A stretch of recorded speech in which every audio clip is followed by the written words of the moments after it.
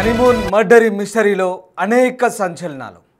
ప్రత్యేక దర్యాప్తు బృందం సిట్ విచారణలో నేరాన్ని సోనం ఒప్పుకున్నారు. జరిగిందంతా పూసగుచ్చినట్లు చెప్పింది సోనం.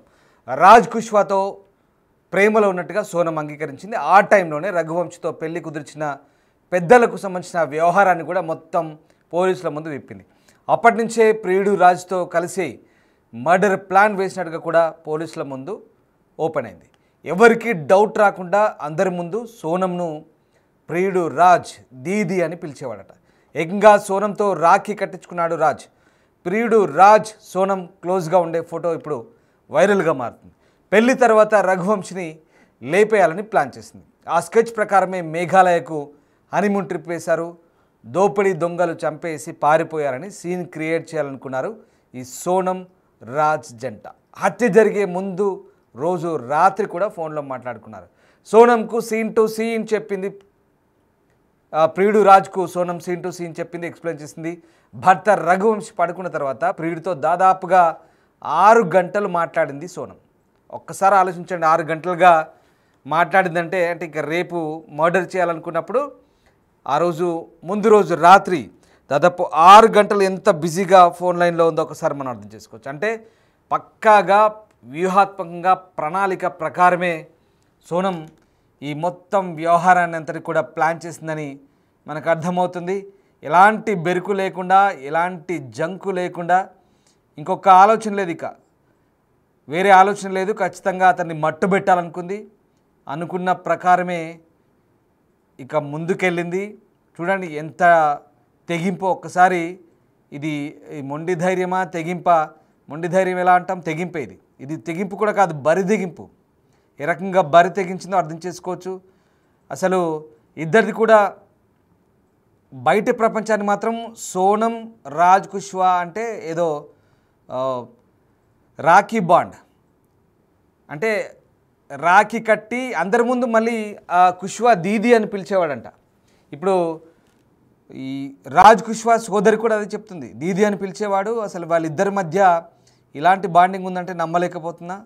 మేము కూడా దీది అని పిలిచేవాళ్ళం, మాతో బాగానే ఉండేది. మా తమ్ముడు లేదా అన్న సోదరుడు దీది అని పిలిచేవాడు, మేము నమ్మలేకపోతున్నామంటూ చెప్తున్న పరిస్థితి కనబడుతుంది.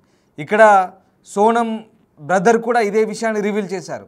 అసలు నాతో పాటు నా పక్కన కూర్చున్నప్పుడు రాఖీ కట్టేది. గత 2-3 ఏళ్ళుగా రాఖీ కడుతోంది. ఏంటంటే అక్క తమ్ముడి భావనలో ఉండేవాళ్ళు, మా అందరి ముందు అలాగే మెదిలేవారు. అసలు ఈ విషయం మాకు ఇంతవరకు తెలియదు అంటున్నారు. అసలు నిజంగా ఈ హనీమూన్ హత్య కేసు దేశవ్యాప్తంగా సంచలనం రేపిన తర్వాత ఈ ఘటనపై ఇప్పుడు ఆ సోనం సోదరుడు గోవింద్ స్పందించిన విధానమే అందరిని నిజంగా ఆశ్చర్యగొలుపుతుంది. ఎందుకంటే చాలా విషయాలు బయట పెట్టాడు. ఒకసారి ఆ ఫోటో చూడండి. పెళ్ళికి ముందు ఈ రాజ్ కుష్వా సోనం ఇద్దరు కూడా సరదాగా ఒక సెల్ఫీ దిగారు. ఎంత హ్యాపీగా, మంచి హ్యాపీ మూడ్లో ఉన్నట్టున్నారుగా. సో ఆ ఫోటో చూస్తే మనకు అర్థమవుతుంది. ఈ హత్య కేసు సంబంధించి దేశవ్యాప్తంగా సంచలనం రేపిన తర్వాత ఇప్పుడు ఈ గోవింద్ ఎవరైతే ఉన్నారో సోనం బ్రదర్ గోవింద్ రాజా రఘువంశ్ ఇంటికి వెళ్ళి అక్కడ తమ కుటుంబం సోనంతో అన్ని సంబంధాలు తెంచుకుందని ప్రకటించారు. ఒకవేళ సోనం దోషి అని తేలితే ఆమెకు ఉరి తీయాలంటూ కూడా డిమాండ్ చేసిన పరిస్థితి మనకు కనబడుతుంది. ఇండోర్లోని రాజా రఘువంశ్ నివాసానికి వెళ్ళాడు గోవింద్. రాజా తల్లి ఉమా రఘువంశిని కౌగిలించుకొని బోరున విలపించాడు. నిజంగా ఆ దృశ్యాలు చూస్తే అక్కడ ఉన్నవారిని కలిచివేశాయి. రఘువంశ్ తల్లిని ఈ సోనం బ్రదర్ పాపం వాళ్ళ ఇంటికి వెళ్ళి కౌగిలించుకొని ఏడ్చాడు, బాధపడ్డాడు. నిజమే, ఇద్దరు కుటుంబాల మధ్య అంత బాగానే ఉంది, ప్రాబ్లం అంతా సోనంతోనే. ఒకసారి ఆ దృశ్యాలు చూడండి. బావ రఘువంశ్ ఉన్నాడు కదా, బావ ఇంటికి వెళ్ళి బావ తల్లితో, అంటే రఘువంశ్ తల్లితో మీద పడి ఏడుస్తున్నాడు. ఇది చాలా జెన్యూన్, ఇది నిజమే. ఎందుకంటే ఇక్కడ గోవింద్ సోనం బ్రదరు చాలా మంచి, వీళ్ళంతా ఇద్దరు ఫ్యామిలీలు 2 ఫ్యామిలీలు మంచిగానే బాండింగ్ బాగానే కనెక్ట్ అయ్యారు. పాపం చూడండి అక్కడ ఉన్న వాళ్ళని కూడా కలిసి వేస్తున్నాయి. నిజంగా ఇది ఒక మంచి పరిణామం. ఎందుకంటే తన చెల్లి ఆ బావని చంపిన తర్వాత వాళ్ళ ఇంటికి వెళ్ళి ఆమె కూడా ఎలా చూడండి మీద పడి ఏడుస్తుంది బోరున. అంటే ఆ వ్యక్తి చెల్లి ఆమె కొడుకుని చంపినా కూడా ఇతనికి సంబంధం లేదు, వీళ్ళ కుటుంబానికి సంబంధం లేదు ఈ కుట్రలో. చూడండి ఎంత ఆప్యాయంగా ఒకరి మీద ఒకరు అలా బోరున పడి విలపిస్తుంటే ఏడుస్తుంటే అక్కడ ఉన్న వాళ్ళని కూడా దృశ్యాలు చూసే వాళ్ళకు కూడా కలిసి వేశాయి ఒక్కసారిగా. అంటే ఆ రెండు కుటుంబాల మధ్య మంచి బాండింగ్ ఉంది. దీన్ని బట్టి చూడండి ఓదారుస్తున్నాడు గోవింద్. ఇక నుంచి నేను మీ కుటుంబానికి అండగా ఉంటానమ్మా, మా చెల్లి చేసిన తప్పే, దాంతో మొత్తం సంబంధాలను తెంచుకున్నాం, అది మా కుటుంబ సభ్యురాలు కాదు, అసలు మా చెల్లి కాదు, దాన్ని తప్పు అయితే దాన్ని ఉరిదీయాలి, ఇక నేను మీకు అండగా ఉంటానంటూ ఆడ ధైర్యం చెప్పే ప్రయత్నం చేశాడు. ఆ దృశ్యాలు చూడండి నిజంగా ఎంత ఒక రకంగా అది టచ్ చేస్తున్నాయి. ఆ దృశ్యాలు నిజంగా కలిచివేస్తున్న పరిస్థితి కనబడుతుంది. మే 11న వివాహం చేసుకున్నారు ఈ సోనం రాజా. మేఘాలయకు బయలుదేరారు హనీమూన్కు. పెళ్ళైన 12 రోజులకే మే 23న రాజా హత్యకు గురయ్యాడు. 21 ఏళ్ల రాజ్ కుష్వాతో సోనంది ప్రేమ వ్యవహారం. అతడి స్నేహితుల సాయంతో ఈ హత్య కుట్ర పన్నారని పోలీసుల విచారణలో చాలా క్లియర్గా వెల్లడైంది. సోనం అప్పటికే నేరం అంగీకరించినట్టుగా వార్తలు కూడా వచ్చాయి. ఈ రాజా సోదరుడు విపిన్తో కలిసి మీడియా ప్రతినిధులతో కూడా గోవింద్ మాట్లాడాడు. సోనం ఈ హత్య వెనుక ఉందని ఇంకా అధికారికంగా నిర్ధారణ కాలేదు, కానీ బయటకు వస్తున్న సాక్ష్యాధారాలు చూస్తుంటే ఆమెను ఈ దారుణం చేసింది అనిపిస్తుంది. అంటే తన చెల్లె ఈ దారుణం చేసింది అనిపిస్తుంది. ఈ కేసులో వినిపిస్తున్న మిగతా నిందితుల పేర్లన్నీ కూడా ఆ రాజ్ కుష్వా గారికి సంబంధించినవి అని చెప్తుంది. నేను రాజా కుటుంబానికి క్షమాపణలు చెప్తున్నా, నా చెల్లెల్ని ఈ కుటుంబానికి ఇచ్చాను, ఇప్పుడు నేను ఈ కుటుంబంలో భాగమే, మా కుటుంబం సోనంతో అన్ని బంధాలు తెంచుకుంది, రాజా అంటే నాకు చాలా ఇష్టం, ఒకవేళ సోనం దోషి అయితే కనుక ఆమెను తప్పకుండా ఉరి తీయాలంటూ గోవింద్ ఆవేదన వ్యక్తం చేశాడు. మాట్లాడాడు గోవింద్ వాళ్ళ తల్లితో కలిసి, పాపం బాధ పంచుకున్నాడు. నిజంగా మా చెల్లి తప్పు చేసింది, ఇప్పుడు విచారణ జరుగుతుంది, అవన్నీ బయటపడితే మా చెల్లి దోషం తెలిస్తే ఖచ్చితంగా ఆమెను ఉరి తీయాలి, ఎలాంటి తప్పులేదు అంటూ బాధపడుతూ చెప్పిన మాటలు. ఒకసారి మరి ఇంకొక విజువల్ కూడా చేస్తాను, నేను ఆ బయట వినిపిస్తాను. ఇప్పటిదాకా ఆ గోవింద్ మాట్లాడిన మాటలు కూడా వినిపిస్తాను. విపిన్తో కలిసి, ఎవరు రఘువంశ్ సోదరుతో కలిసి మాట్లాడిన మాటలు నిజంగా అంటే ఆమెను ఉరి తీయాలంటూ మాట్లాడాడు, జెన్యున్గా చెప్పాడు. ఇంకో విజువల్ చూడండి అక్కడ. ఇక్కడ ఈ దేవి సింగ్ ఎవరు సోనం తండ్రి, వీళ్ళిద్దరూ ఆ దొరకక ముందు ఇద్దరు చనిపోయారు అనుకున్నారు, ఎందుకంటే అప్పటికే 11 రోజులు అవుతుంది అనుకొని ఆ ఇంట్లో వీళ్ళింటికి వెళ్ళినప్పుడు చూడండి ఆ రౌండ్లప్లో కనిపిస్తున్న వ్యక్తి వీడే ఆ రాజ్ కుష్వా. 21 ఏళ్ళు ఉంటాయి ఆమె కంటే, ఒక 5 ఏళ్ళు చిన్నోడు, ఆమెకి 26 ఏళ్ళు ఉంటాయి సోనంకి, 5 ఏళ్ళు చిన్నోడు. వీళ్ళ దుకాణంలో పనిచేస్తాడు, ప్లైవుడ్ కంపెనీలో. ఆ వ్యవహారాలన్నీ వచ్చిపోయే వాళ్ళతో మాట్లాడడం చూసుకోవడం వీడి పని.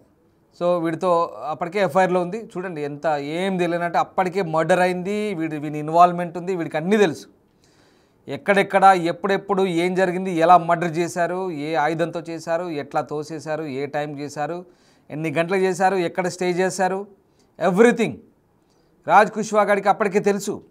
కానీ ఆ విజువల్లో చూడండి, మళ్ళీ ఏం తెలియనట్టు అమాయకుడిగా, అంటే ఆ మాత్రం నటించకపోతే డౌట్ వస్తుంది కదా, అలా నటించుకుంటూ చూడండి మళ్ళీ సోనం తండ్రితో ఓదారుస్తూ అలా పట్టుకెళ్తూ ఓదార్పుగా ఏదో బాసటగా నిలిచినట్టుగా ఉన్నాడు. అంటే తప్పుదే, అంటే అదే దొరకకపోతే దొరికితే దొంగ, ఇది ఈ మాదిరి వ్యవహారం ఇక్కడ మనకు చాలా క్లియర్గా కనిపిస్తుంది. ఇదిగో ఇక్కడ చూడండి పక్క ఫోటోలో సోనంతో కలిసి నవ్వులు చిందిస్తూ దిగిన ఫోటో, అది చాలా బాగుంది అప్పుడు పెళ్ళికి ముందు.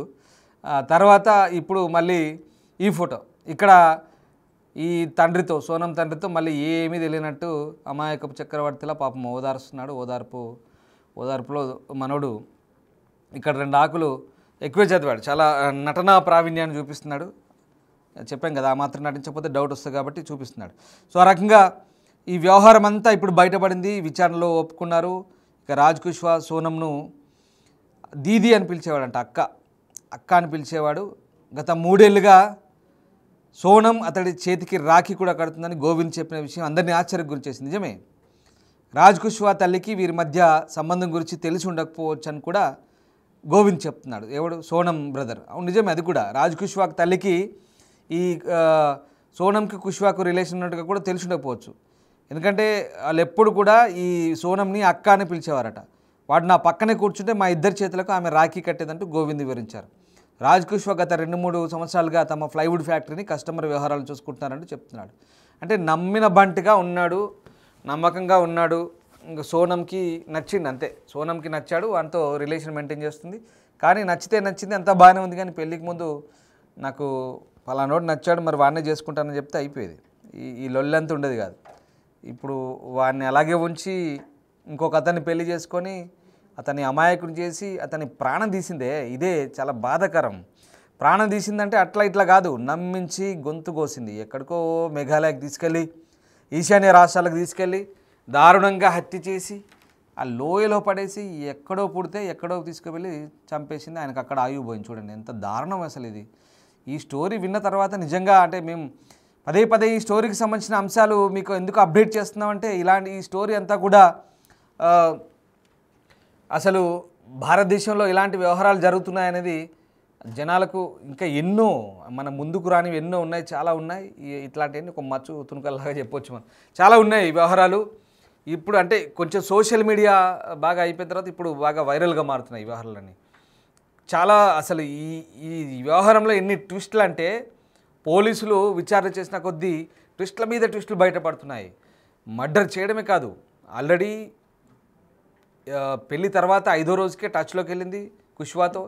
తర్వాత మర్డర్ ప్లాన్ చేసింది. 23 నాడు మర్డర్ చేశారు, బయటికి పోయారు. మళ్ళీ 24 నాడు అక్కడే ఉండి 25 నాడు 24, 25 బయలుదేరింది. ఆల్రెడీ మళ్ళీ ఇండోర్కి వచ్చింది. కుష్వాతో ప్రైవేట్గా గడిపింది. మళ్ళీ డౌట్ రాకుండా మళ్ళీ ఈ యూపీ రైలు ఎక్కిచ్చాడు. మళ్ళీ ఆ రైలు ఎక్కి గాజీపూర్కి వచ్చింది. అక్కడ అరెస్ట్ గావించబడ్డది. అంటే ఎన్ని ట్విస్టులు చూడండి. తర్వాత కట్ చేస్తే ఇవన్నీ అందరినీ ఇంట్రాగేషన్ చేస్తే మొత్తం వ్యవహారం బయటపడ్డది. కత్తితో సహా వాళ్ళు కొన్న ఆయుధంతో సహా అన్నీ బయటపడ్డాయి. ఎవ్రీథింగ్ గైడ్ ఇచ్చిన సమాచారం, ఆల్బర్ట్ అని ఇచ్చిన సమాచారం మొత్తం బయటపడింది. షిల్లాంగ్ మేఘాలయ పోలీసులు ఊరికే వదిలిపెడతారా? వాళ్ళ రాష్ట్రాన్ని బదనం చేస్తే ఊరికే వదిలిపెడతారా? మళ్ళీ ఎవడు రాకుండా అయిపోద్ది కదా వాళ్ళ రాష్ట్రానికి, ఇబ్బంది పడతారు. కాబట్టి వాళ్ళు అసలు ఇదేదో ఇందులో ట్విస్ట్ పెద్దగానే ఉందంటూ మొత్తం వ్యవహారాన్ని చాలా లోతుగా దర్యాప్తు చేసుకుంటూ వెళ్ళారు. కంప్లీట్గా అనుకున్నది అయింది. అసలు దోషి ఇక్కడే సోనం అని తేలిపోయింది. సో దాదాపుగా అంటే ఈ మర్డర్కు ముందు రోజు చూడండి, ఒకటి మర్డర్కు ముందు రోజు పాపం రఘువంశ్ పడుకున్న తర్వాత 6 గంటలు నిద్ర కూడా లేదు. అది దీన్ని ఏమనాలి? దయ్యం అనాలా, తాటకి అనాలా, రాక్షస్ అనాలా? మీరే కామెంట్ రూపంలో చెప్పండి.